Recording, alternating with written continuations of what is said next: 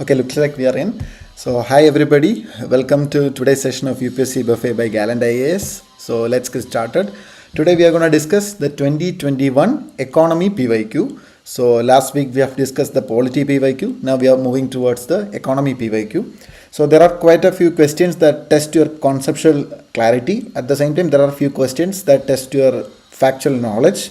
But if you ask me, out of the 15 to 16 questions that have been asked from the economy portion, almost all entire questions are actually attainable, and that they actually require very little factual knowledge. So that was the kind of question 2021 had. So it was really on the conceptual front, and in fact almost all the questions could be asked without much difficulty if you had a decent conceptual clarity, and of course, like I always say, a cool head. So let's get started. So let's master the Indian economy through PYQs. So first question, which among the following steps is most likely to be taken at the time of an economic recession? So the current situation is an economic recession, and what is the kind of step that is going to be taken?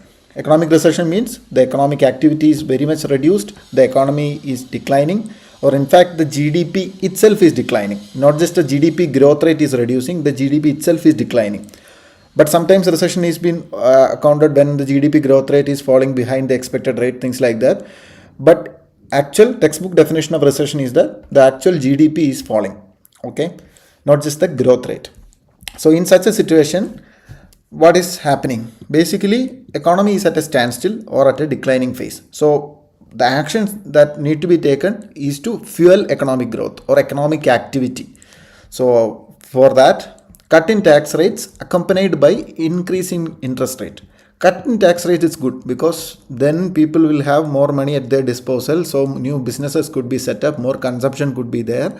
So overall, a stimulus in the economy could take place.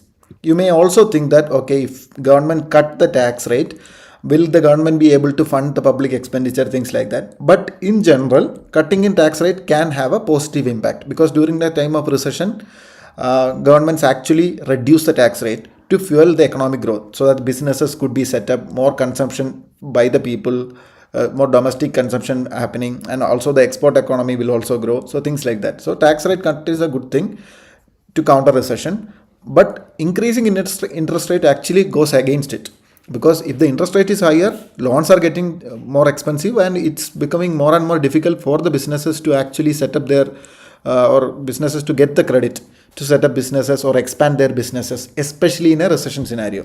So cut in tax rate would have made sense, but also it should be accompanied by cutting in interest rate. Increase in expenditure on public projects.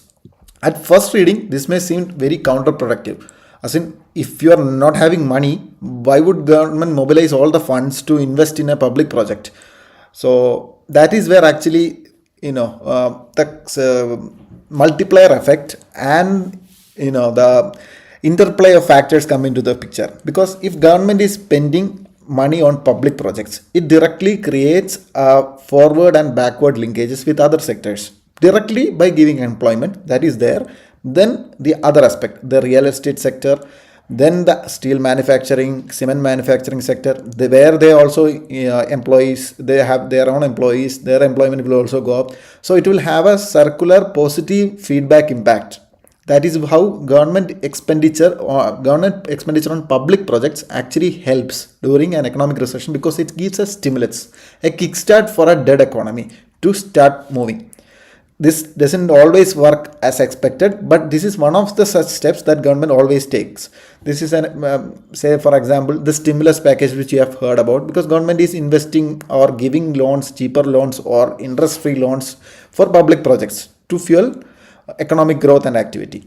This is a good step to be taken, or in fact a practical step that is being taken during times of recession. Increase in tax rates accompanied by a reduction on interest rate. How can increasing tax rates aid in a recession scenario? Of course, increasing tax rates gives the government more money, but at the same time, if people are not having enough money, the tax realization or tax receipts will be low only. So there is no point in increasing tax rates. Also, this can lead to further tax evasion, because increasing tax beyond a particular point leads to more evasion than actual tax collection. So that is there. So this is wrong. This is wrong. this is a decently practical step. Okay, reduction of expenditure on public projects. Again, this is the exact opposite of this. If government is reducing the expenditure on public projects, and in an economic scenario where the private players and everybody is skeptical of taking a move because the economic situation is very dicey and very uncertain, government itself is reducing the expenditure on public project means that government itself is not having confidence on the economy. So that is another thing which is counterproductive in an economic recession scenario. So there will be cost cuts, that is there. Government will be cutting down salaries, things like that. But expenditure on public projects is not a revenue expenditure, it's a capital expenditure, meaning it adds on the assets. Also, it has got a forward backward linkages as well as a multiplier effect. So don't think that a reduction of expenditure meaning the revenue expenditure, for example salaries, pensions, things like that might be cut during the time of recession, but expenditure on public projects like construction of roads, railways, or any digital infrastructure, things like that will be more promoted and will be undertaken more, and thereby government can take charge or take lead for the private sector to invest further. So this is how it works. So increasing expenditure on public projects. So answer is B. The takeaway from this is you just have to know what is recession and slowdown. Recession and slowdown, difference between both. Slowdown means the growth rate is reduced. Recession means actual GDP is reduced.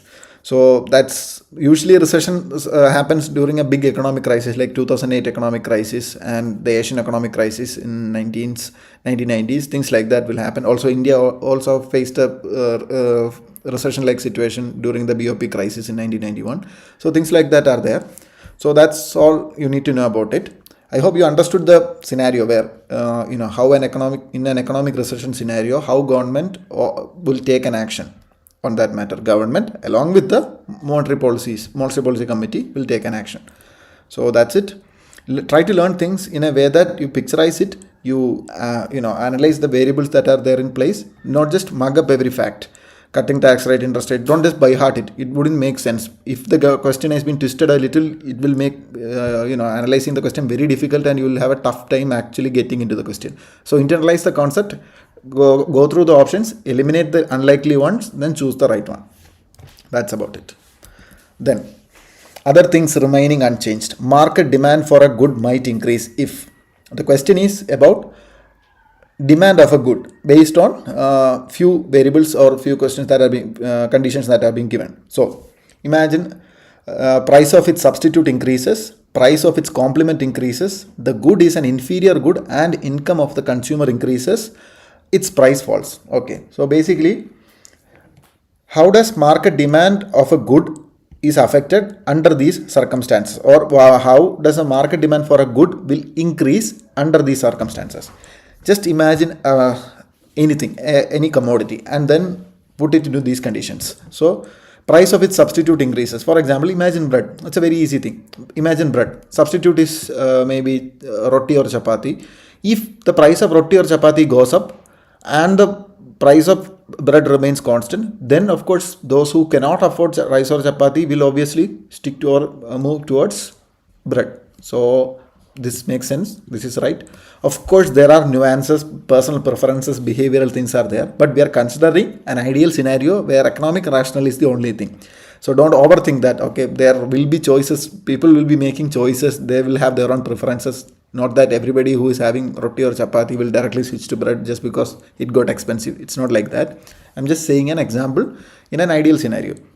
So price of its substitute increases. Yes. Then this good becomes more desirable, more value for money. Okay, price of its complement increases, bread and jam. Okay, if the price of bread, jam, or bread or butter increases, then the one that is paired with the bread or the jam or butter, that is bread, becomes less useful or less desirable, because bread tastes best with jam or bread, and if jam and bread are getting expensive, then people will move away from bread that doesn't require any bread or jam. So if the price of the complement increases, it actually affects negatively. So we can eliminate two. The good is an inferior good, and income of the consumer increases. The only thing that affects or can confuse you is what is an inferior good. Inferior good is like a good whose demand doesn't increase with value, increase with income. Okay, for example, rice. If that's a staple good and essential good, so even if people get more money, they wouldn't be buying more rice, because that's an inferior good and it doesn't really have an effect on the price of the good. People will be buying rice irrespective of its price, and it doesn't really mean that people will buy more rice if the income of the consumer increases. But this is more accurate in the case of Veblen goods. Those are luxury goods. So those luxury goods, if the income of the consumers increases, for example, purchasing power of people increases, people will tend to move away from higher quality goods, superior goods. Okay, not like rice or basic things. They will move towards better goods. For example, consider you are having a laptop or a phone that is mid-range phone, but if your income increases, you will be moving towards a higher end device. Simple as that.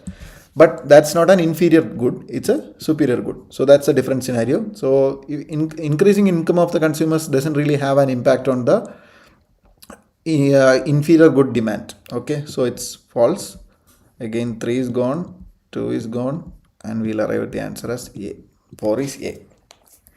So obviously when the price falls, its demand increases. Just like that, when the sales are happening, the stocks clearance will happen and everybody will be rushing to buy the thing.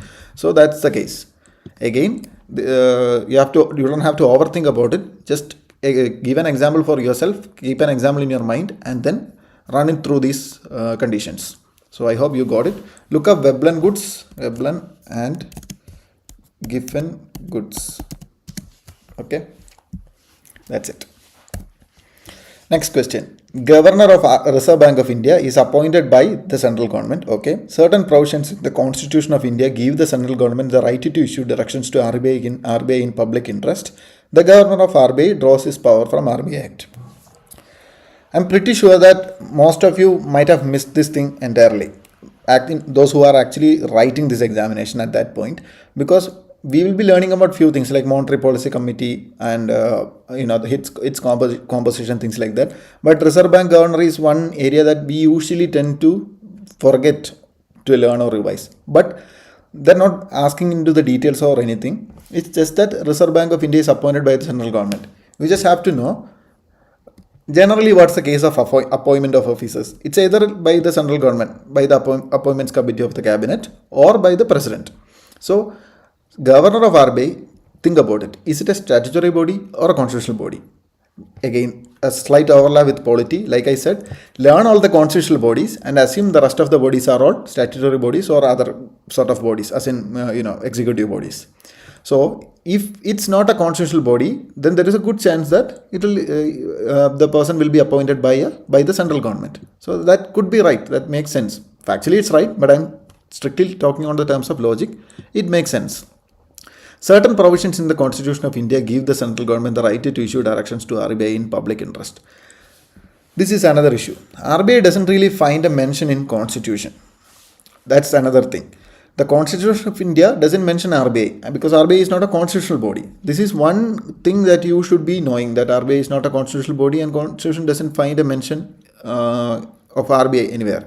RBI draws its powers entirely from the RBI Act of 1934. That's the basic thing.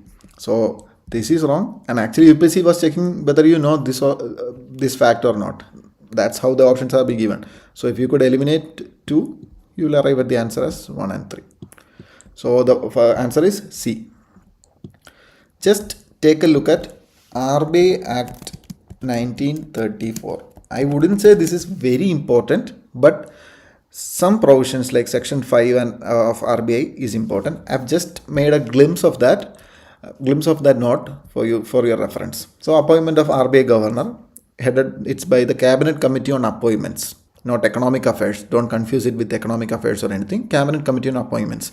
This is the body that appoints most of the high officials of the Union government. So it is usually headed by the Prime Minister, and I think there is a recommendation of Finance Minister for this RBI governor is there. There is a provision for that. But you just have to remember that appointed by the Cabinet Committee on Appointments, headed by the PM.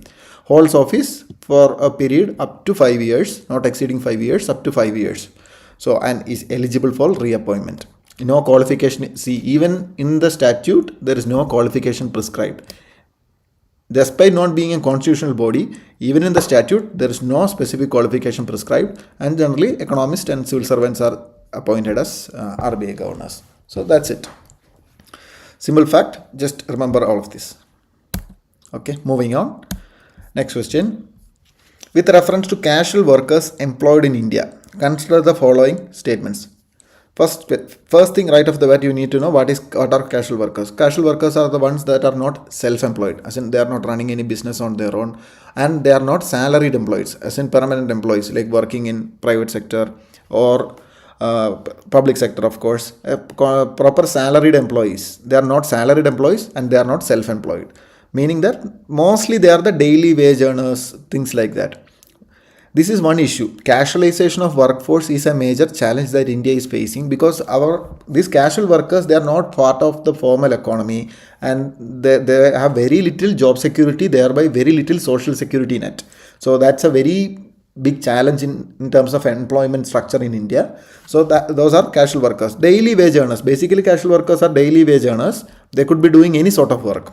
Okay, like staffs in shops, things like that. Whether they are not under a proper salaried setup, where they could be easily hired and fired. So that's casual workers.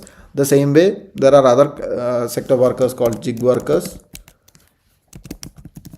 You need to look up at that. They are the freelance workers who take up jobs for a temporary short-term period, and they'll be working mostly in e-commerce platforms or food delivery, things like that. But it's not limited to them. It's applicable to high-end developers, programmers, things like that, engineers who are working freelance also. They're also gig workers.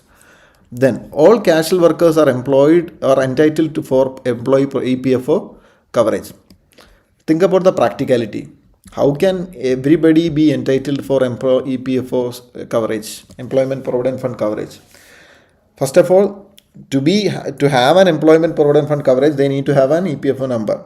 And assume the casual workers that are there, whether it be possible for them to have this, because EPFO keeps track of their employers, and employer contributions are to be made, things like that are there.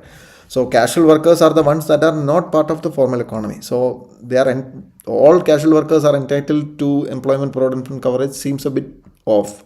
But we can think that, okay, government may have brought up provision, such a provision, and it's not practiced yet. Okay, let's look at the other option. All casual workers are entitled for regular working hours and overtime payment. Actually, this makes sense. Of course, we are a country where there are humane labor laws in place. Even in our DPSP, our constitution itself, there are humane labor laws labor laws mentioning, and subsequent legislations are there. Labor codes, the codification of labor codes have happened recently. So all casual workers are entitled for regular working hours. This is basic human right. So it's there. That should be there. So any option without 2 can be eliminated. So C is gone. The government can, by a notification, specify that an establishment or industry shall pay wages only through its bank account.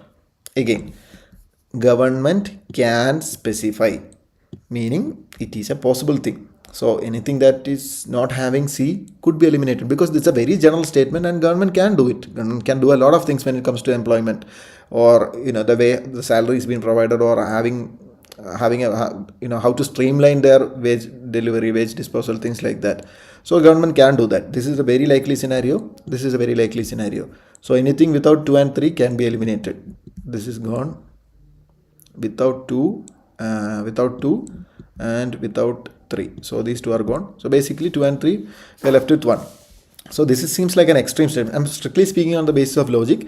This seems like an extreme statement, first of all, because to be entitled for Employment Provident Fund coverage, they need to have they need to be working in a certain sector or certain place where the number of employees are there, and the employer has to be registered with the EPFO. So that has to be there. So that's not the case all the time. Imagine a worker working in a small tea shop as a supplier. He's not entitled for EPFO coverage. So that's not the case. So 1 is gone. So we'll arrive at the answer. Actually, it's very easy if you know the first statement, but it's not advisable to go through that direction. Just you go through all the statements, then eliminate it and arrive at the answer. Don't make the beginner mistake of eliminating something just because it's an extreme statement. Go through the things and then choose the right one and eliminate the things that doesn't have that, and finally arrive at the answer. This is how you can reduce the mistakes and improve your accuracy. This is the difference between somebody who's stuck at the score of 60 and somebody who frequently clears prelims. So don't do that mistake. Just level up your preparation, level up your thought process, level up your approach towards the questions. So do that. And don't make the mistake of just simply going and eliminating the extreme statement and arriving at the answer. That's a very beginner thought. You need to be doing more than that. Moving on. Then, Indian government bond yields are influenced by which of the following? Okay. You know what government bond yields are. I hope you have heard about it. It's a slightly confusing topic, I agree, but it's not that complicated. You just have to learn it once, and it's like 1 plus 1. So I'll tell you a few things. First of all, what is a bond yield? Bond yield is the effective return that investor gets from holding a bond. So that basically depends on the coupon rate. Coupon rate is the interest the bondholder gets for holding that bond. Okay. So that's basically it. And you know why bond is being issued at the first place. For example, since it's government bond yield, government issues government bonds. So government needs money. For example, government issues a bond for 100 rupees. So government needs 100 rupees. So anybody who holds that 100 rupee will get an annual coupon rate, for example, 10%, meaning that 10 rupee they will get every year for giving government the 100 rupee. Okay. So this is something like government can actually take money from the public or banks or any institutions without actually going through the loan procedure. They can issue debts. These are basically debt securities. So government can actually get the 100 rupee, just pay an interest 10% and keep on going with the money. And if they actually want to, if the maturity is there, they can actually give back the loan and get the money from the government itself. But in practical scenarios, people who are holding the loans, they are actually trade the bonds for a higher amount. So depending on the economic scenario, for example, if the price of gold rises or price of the gold falls, or there is a high level of inflation, things like that, then the market price of these bonds go up and down. I'll explain those scenarios. So that's one way that government actually gets money from the people, and the one who is holding that gets an interest rate. So they are making money by giving money, lending money. So bond yield can depend on what? Basically, bond yield is the amount that is realized by the bond holder upon maturity, or annually, I would say, and it depends upon the price. For example, if I pay 100 rupees to get a bond, that pays 10% every year, and if the price of the bond goes up from 100 to 200 or 120, because economic uncertainty is there and all other investment options like stocks are also going down, then the bond price becomes 120 rupees. In this scenario, what happens? Bond yield goes down. Bond yield goes up to 120, then bond price goes to 120, bond yield goes down. This was the original price. Okay, I'll tell you as an example.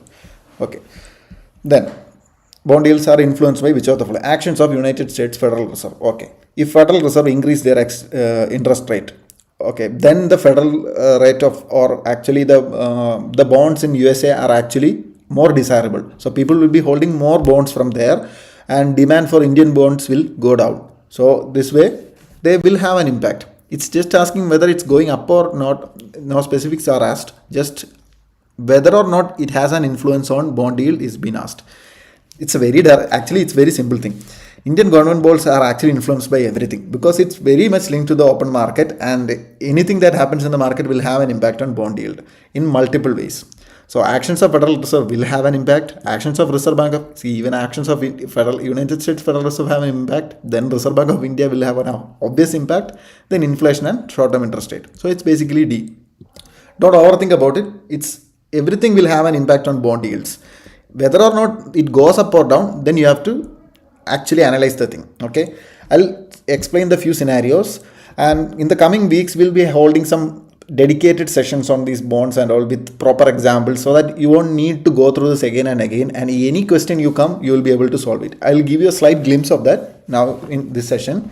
So bonds are basically what the return investor realizes upon maturity.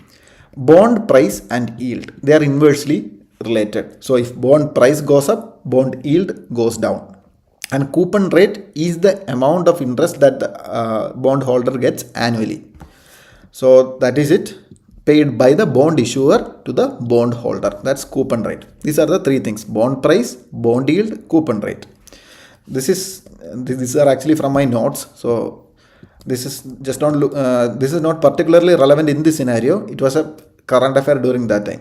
So if bond price is above the original price, for example, initially if the bond was issued at 100 rupees and due to the market scenario and the demand, that particular bond price actually increased to 110, then it's called purchase at premium. And if the bond price actually decreased because there are other options like equity, gold or other investment options that seems more desirable than these bond, the bond price actually goes down. That is below original price, and it is called purchase at discount. So sometimes questions could be asked, a bond issued at premium and bond issued at discount, meaning that the price of the bond right now is more than what it was, that is purchase at premium, and if the price of the bond right now is less than what it initially issued was, it's called purchase at discount. Yield curve is the line that plots yield of the bonds having different maturity date but having same credit quality. Yield curve is used to compare various bonds to choose the one that is best suited, that gives the best yield. So that is there. Again, another qualitative criteria is credit quality, because not every bond have same credit quality. The government bonds are the ones that has got maximum credit quality, because that's basically the trust on government, that they will repay or they will have some sort of repayment. But at the same time, a private entity is issuing a bond, it depends upon the quality of that private entity, credibility of that private entity. Not every private entity will have the same level of credit quality, just like that. So that's another thing. This is the basic formula for it. Annual interest rate. What is annual interest rate? And current market price, that is yield. So you can know that market price of the bond, the present market price is inversely proportional to yield. So if market price goes up, if this goes up, yield actually goes down, and if this goes down, since it's in the denominator, this goes up. That's it. Okay. Moving on. Next question. Consider the following. And which of the following can be included in foreign direct investments? So if you know what are foreign direct investments, the non-resident, non-Indian investments. Okay, not just non-resident. It's non-resident investments also can be there, but investments from abroad that are basically, that doesn't involve any sort of debt servicing. So it's a non-debt creating capital receipt, meaning that somebody from US is investing in investing in Indian soil. So say for example, Tesla is setting up a factory here. That's a foreign direct investment. Okay, because they are not giving money and they are not lending money or anything. They are just setting up their factories, their establishment here. That is basic foreign direct investment. But foreign direct investment has got certain conditions and criteria. So as to separate it from foreign institutional investments and foreign portfolio investment. So foreign currency convertible bonds. How is it a foreign direct investment? Generally, bonds are not investments. They are basically they involves debt servicing. So this amount has to be paid back. But at the same time, convertible bonds, in the PYQ there was a question about convertible bonds, because there is a provision for converting bonds to equity, meaning that it's a equity linked bond. So convertible bonds can actually be a foreign direct investment. Okay. I hope you understand that. Had this been just bonds, it won't be a foreign direct investment. But because it's convertible bonds, it's foreign direct investment, because there is no debt servicing. They don't need to be paying back anything. Okay. Then foreign institutional investment with certain conditions. I'll tell you about those conditions later. So then global depository receipt. If you have heard about it, you will know that it's an investment. Obviously, it's a fundraising program Without, it's an equity based fundraising program, not debt based, so it's definitely there. But non-resident external deposits, see, if an NRI or any person, non-resident, is depositing money, it needs to be paid back, and that's not an investment. Anything that is deposited needs to be paid back, and that's a liability on the investor or the one who is taking the money. So that involves debt servicing. So foreign direct investment basically means that they are non-debt creating capital receipts. That's the basic definition.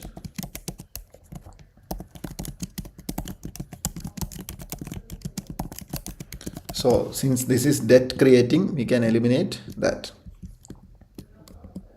Since this is debt creating, we can eliminate 4 and we can arrive at the answer as 1.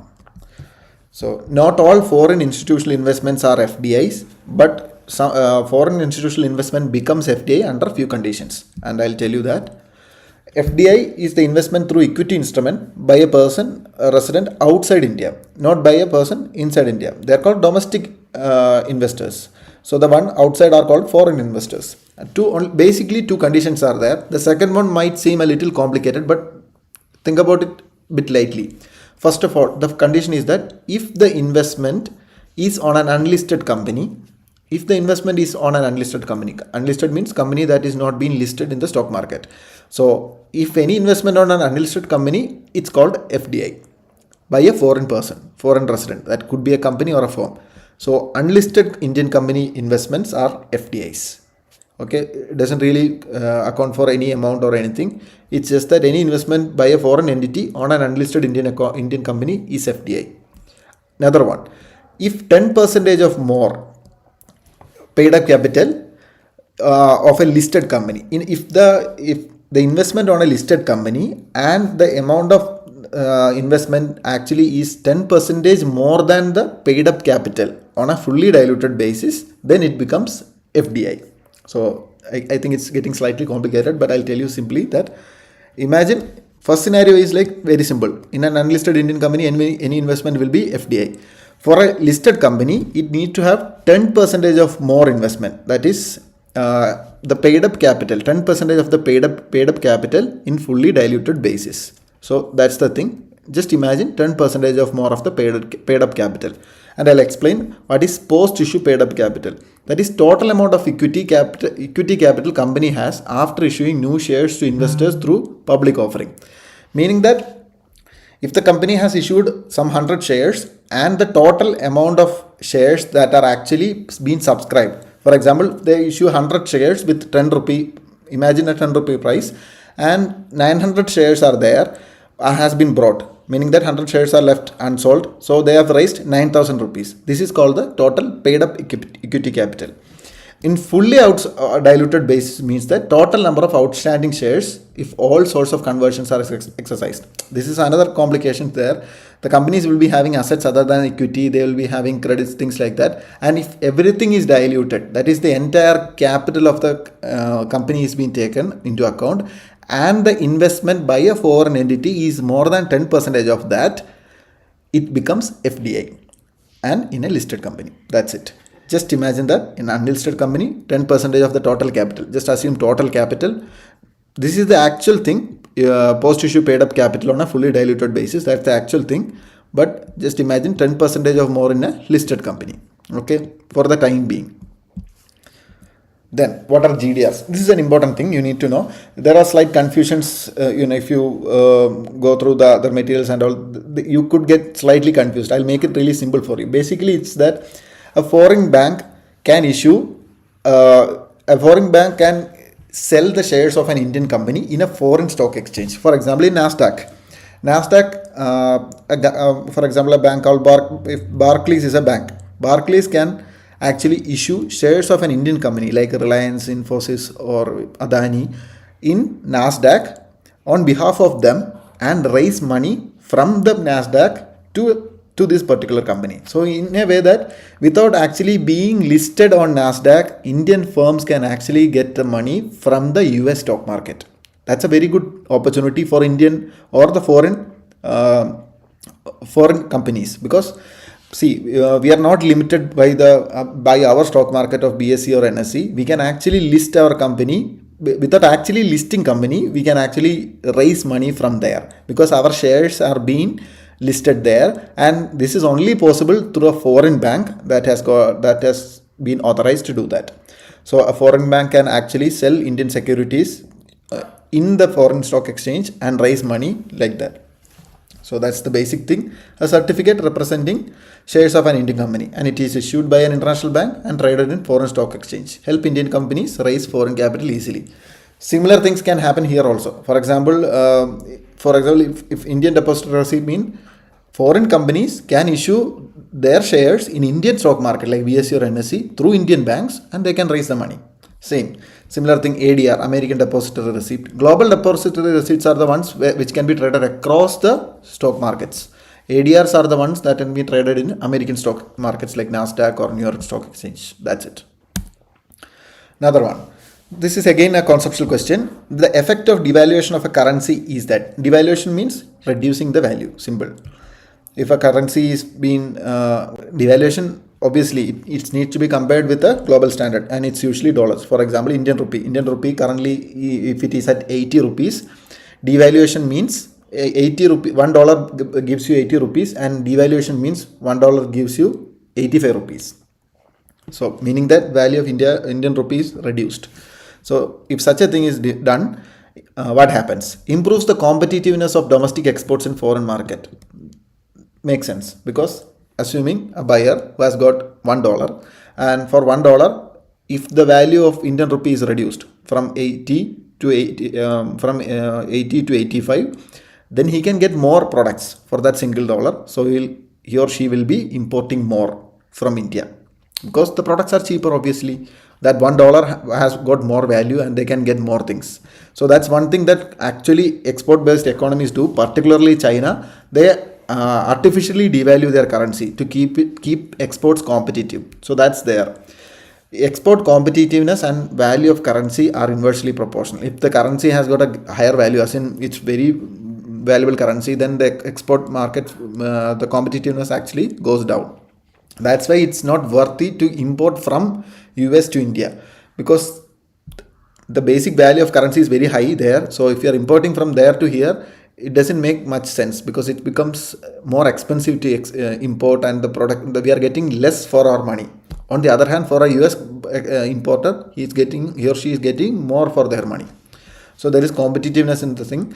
Increases the foreign value of domestic currency. Obviously, it's the opposite. The foreign value of domestic currency is going down only. It reduces only. So this is wrong. It's the opposite actually. It reduces. Improves trade balance. This is where reading the question correctly actually is very essential. Paying attention to detail. That it's necessarily. Had it been is that it can, or it would lead to, or something general or open-ended or not very conclusive, then this could have made some sense. But necessarily meaning, yes, governments can do, or the government can make policies to devalue their currency to boost the export or everything they are doing everything to improve the trade balance or to get more export based economy or money, but it doesn't necessarily guarantee anything. It doesn't necessarily improve the trade balance. For example, Indian currency is being surgically devalued, yet our trade balance is still taking a hit. It happens actually. Increasing the competitiveness actually leads to improvement of trade balance. This is an end result. This is the initial step taken. So this is not a guaranteed thing. But trade competitiveness will obviously be increased. That is there. But it doesn't really guarantee any improvement in trade balance. It is with the intent of improving that, but it's no guarantee on that matter. So it's not a necessary condition. So we can eliminate 3, and increasing, we obviously know that's not the answer. So we'll arrive at the answer as 1. Just look up, learn about export competitiveness versus and exchange rate relation. Okay. that gives you an idea. There is not much to look at, but I'm just giving you an idea so that you can just memorize such a thing exists. That's it. If to improve the export competitiveness, it's not just about having good products, it's about pricing them right, pricing them cheaper so that they can export more and they will prefer us as a exporting country. So that's it. It's all about keeping your prices low, and keeping the prices low either through actually reducing the price or actually reducing the price of your currency, devaluing your currency. This is what China does, and China has been frequently in a controversial situation with the World Trade Organization, because artificially devaluing currency goes against the fair market practices. So it's violates the principles of fair trade. So that's not an advisable thing, but indirectly most economies are doing that through various means, by selling and buying of their currency, pumping their currencies, etc. So that is all other different topic. We'll be discussing it later. Then, which one of the following effects of creation of black money in India has been the main cause of worry to the government of India? First thing that you need to know is what is black money. Black money means money that is not accounted by the government, or government doesn't have any trace of that money. Imagine 100 rupee note I am having, and that is with me. Government doesn't have any track of this 100 rupee, where it goes or wherever it goes, because it's not part of the formal channel. I am not putting that in the bank. I am transferring to my friend is transferring to another person. So this money is actually being circulated in the economy, but not actually being accounted. So I could accumulate such 100 rupees and keep it with me and without paying any tax. Simple as that. So for example, if I'm working in a company and they are paying me in cash, and I'll take all the cash and not invest or not deposit in a bank, there will be no trace of such thing. So I could actually declare my income tax like I didn't get any money, I am below the tax ceiling limits, things like that. So it's basically what? It's unaccounted money. So I could do anything with that. That's why it's illegal. But black money on smaller levels, like definition of black money means I think holding more than 1 lakh in notes. That's it, because every day we'll be dealing with money, so it's not possible to have all the money in the banks or anything. So diversion. So what's the major issue with black money? Diversion of resources to purchase of real estate and investment in luxury housing. How is this an actual issue? Because anyway this is being put into the economy, so that is kind of fine, but if that is being used in an illegitimate way, this could be a problem. Okay. Then investment in unproductive activities like purchase of precious stones, jewelry, gold, etc. Even then purchasing or investment in the economy is happening. So it's not necessarily an entirely bad thing. Okay. Large donations to political party, growth of regionalism. This is very off. Like this can be a problem, but it's not the main cause of worry. We are talking about the economic side of things. Loss of revenue to the state exchequer due to tax evasion. Obviously, this money is not accounted. Anybody can declare anything. So government is losing the precious money, and they could be investing in these sort of things, but that has some sort of positive effect. But this is the actual issue, loss of revenue. That's the issue, the core issue with the black money. So that's it. Moving on. Next question. Which of the following is most inflationary in its effect? What is most inflationary in mean? That action can lead to higher rate of reduction in value of money or higher supply of money. Either could happen. Inflation means either the supply of money increasing, thereby reducing the value, or the value of money is decreasing. So anything could happen. Mostly it's like increasing the supply of money in the economy. So what is the most inflationary in its effect?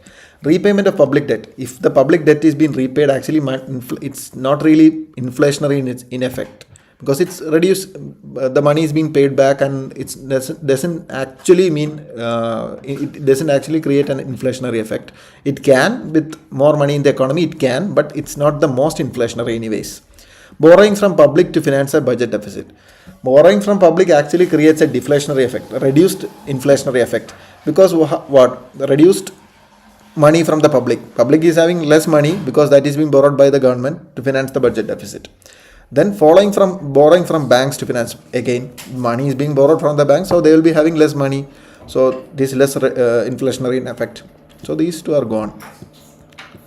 Creation of new money to finance a budget deficit. There is actually no money to pay back, and there is debt outstanding, and the government is printing more money without any reserves or anything, then the entire thing is entirely inflationary. As in, the value remains constant, but the number increases. The number of money in the amount of money in the market increases.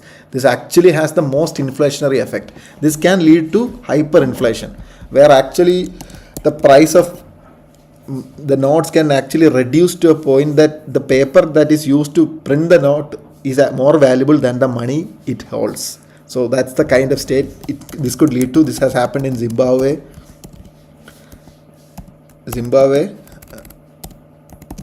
Iran, Venezuela.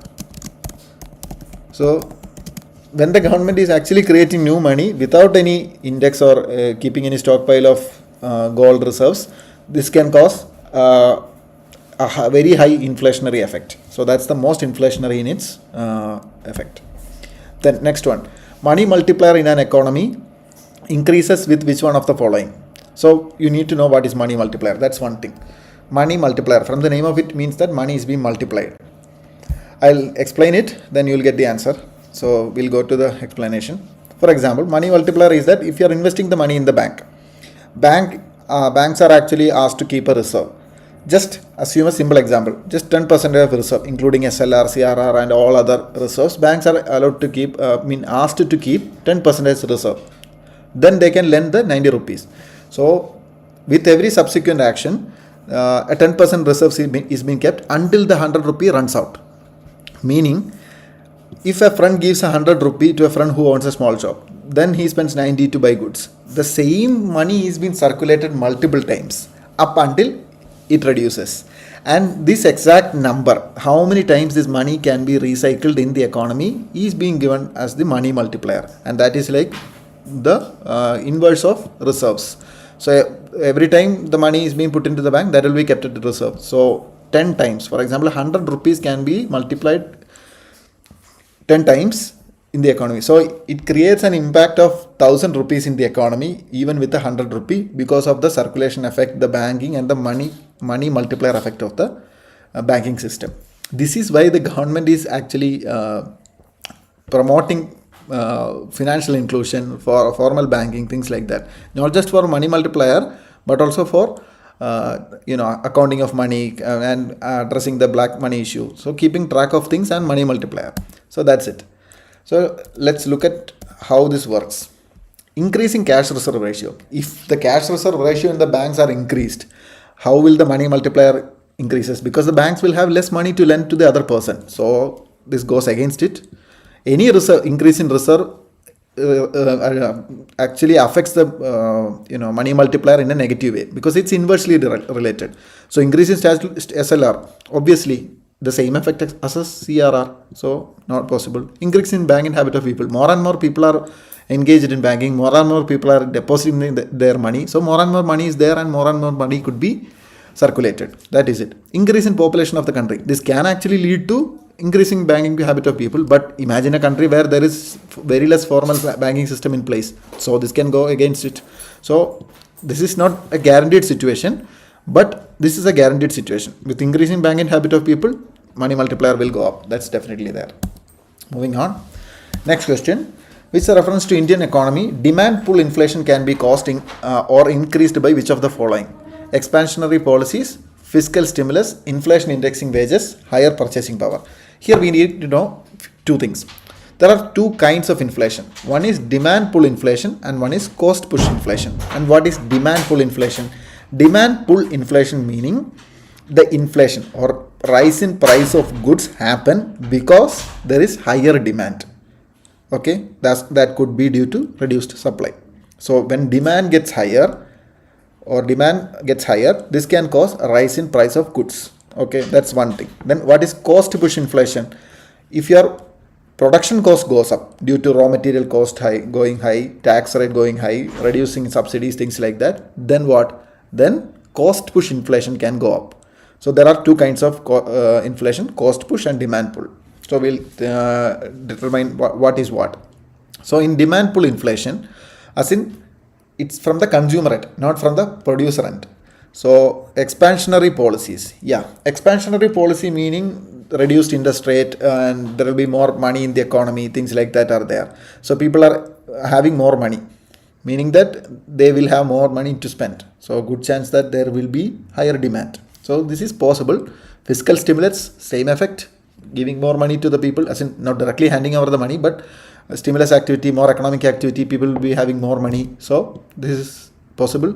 Inflation indexing wages, I'll get back to that. Higher purchasing power, yes, this can cause more demand pull inflation. Rising interest rate. Rising interest rate meaning people will be having less money with in their hands. So there will be less money in the economy and thereby there won't be much demand for products. The demand will go down. So 5 is off and we'll get to the answer as A. That's how we arrive at this answer. And I'll tell you a few things about inflation indexing of wages. At first, some people might have a confusion regarding inflation indexing and how is it not related to demand pull inflation. For example, basically I've made a list on what is demand pull and cost push. First is that higher demand than supply. Then what? Demand is increasing and thereby this causes an inflation pull. Cost push inflation, that is production cost goes up due to what? Wages, raw material prices, fuel cost, labor cost.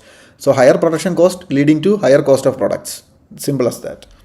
Imagine a car, the same car, same model that has been produced this year is actually more expensive than last year. Everything remain unchanged.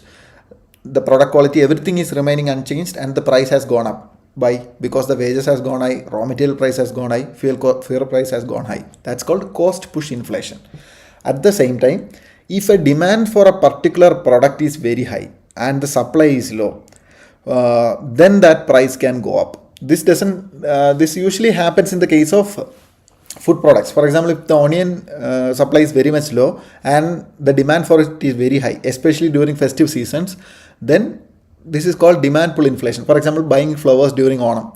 That is the biggest example. Otherwise, those those flowers will be sold at almost 1/10 of the price. But during high demand, the price of the flowers actually goes up up to 10 times higher. So that's because people are willing to spend more money and there is a demand for that and thereby the price of the flowers goes up. That's it.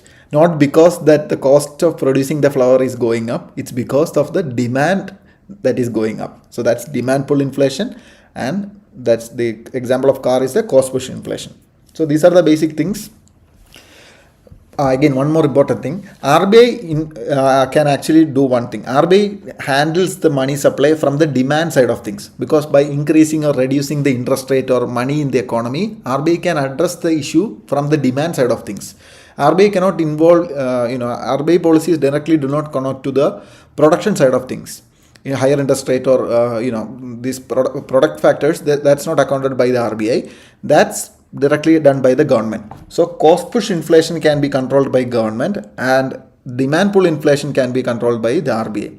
But in reality, in actual practice, it kind of overlaps between both of them and there needs to be an understanding between them to actually control the price levels and bring down the price of essential goods.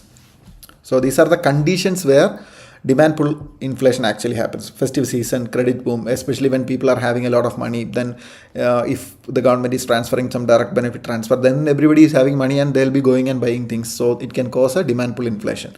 Then petrol price hike, wage hike. Of course, petrol price goes high. The transportation cost, everything goes high. So that's one reason why we are having a year-round increase in price of goods. Petrol price hike is fuel price hike is a real thing. So that's it. And we look into the indexing. Indexing is actually what? Adjusting the money value so that the purchasing power remains constant. For example, if I am a daily wage earner and my salary is indexed, since the price of goods is going up, it is automatically adjusted to that. For example, if the price of the goods, like the general goods that I need to survive, like rice, onion, egg or something like that is going up, my wage is automatically adjusted to that. It's an ideal scenario. Don't imagine me as a casual laborer. In a very formal setting, this is automatically adjusted. So that is called inflation adjusting of wages. So it is to ensure that the purchasing power remains same, that I will be able to afford with my salary to meet my basic needs or my purchasing power. Whatever things I usually buy or I intend to buy, that basket of goods will still be accessible to me when my salary is indexed, inflation indexed.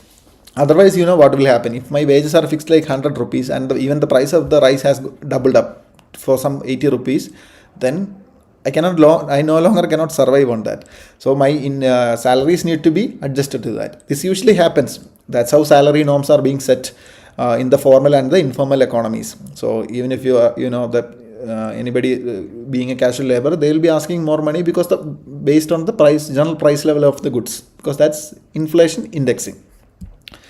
And in this question, some people might have had a confusion that how come inflation indexing doesn't have an impact on demand pull inflation, as in the wages are being increased to preserve the purchasing power.